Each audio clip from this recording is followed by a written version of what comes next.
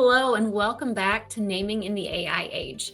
I'm Ashley, and today we're going to talk about two different kinds of trademark searches you'll hear about when you're naming a business, product, or service: the knockout search and the clearance or comprehensive search. Disclaimer: we're not trademark attorneys, and nothing in this episode should be taken as legal advice. What we're sharing here is simply practical information that we've found helpful during our naming projects when working with our clients. So let's start with the knockout search. This is the one most creative agencies, naming studios, and even brand strategists do during the naming process. Why? Well, it's fast and it's practical. When you're brainstorming 50 or 100 potential names, you don't have the luxury of spending weeks deep diving on the legal analysis of each name.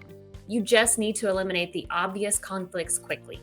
When most people hear the phrase knockout search, they assume it's a quick check at the USPTO database, type in your name, see if there's an exact match, and then you're done. Sometimes conflicts are really obvious. It's an exact match directly in your space.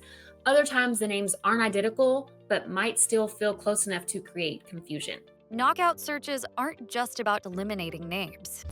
They're also about gaining creative insight. So we use this process to identify patterns in the marketplace, to see where there may be tonal gaps, and to refine our creative direction. If a root word we see feels overused, we steer away from it. If we see an industry flooded with edgy modern names, we may look to carve out space with something more classic. So in that way, the knockout search actually fuels the creative process. At the end of the day, think of the knockout search as a part of the creative process.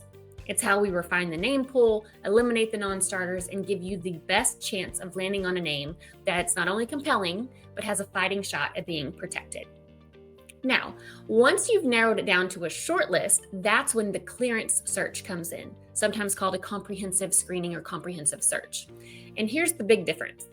While knockout searches are often done by agencies, clearance or comprehensive searches are usually done by IP attorneys. They're comprehensive, they take time, they go way beyond what most agencies do. Some even think you can just use AI to handle this part for them. The problem is that AI doesn't understand the nuances of trademark law. It often spits out names that sound creative but are already taken in the ecosphere or legally risky. As Josh Gerben, founder of Gerben IP, stated recently, our attorneys spend 2 to 3 times more on a matter to dispel all of the incorrect information that ChatGPT has put in front of a client.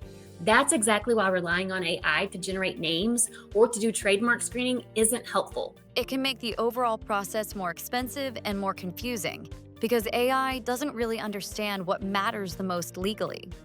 A comprehensive search takes expertise, time, and the right tools. If you're about to invest in launching a brand, printing packaging, running ads, filing trademarks, that's the moment you need a comprehensive search, because the cost of rebranding later or fighting an infringement claim is so much higher.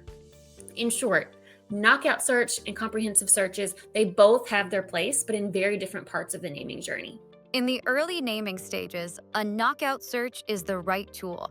It helps agencies and founders eliminate names that are clearly off limits while keeping that creativity flowing. Once you've narrowed down to the serious contenders, the final four, if you will, the names you'd be willing to stake your business on, that's when we always recommend you bring in an attorney for a full clearance and comprehensive search. Thanks for tuning in, and we hope that this was helpful in showing you what to watch out for so you don't end up wasting time, wasting money, or even worse, falling in love with a name that you can't use. Thanks, guys.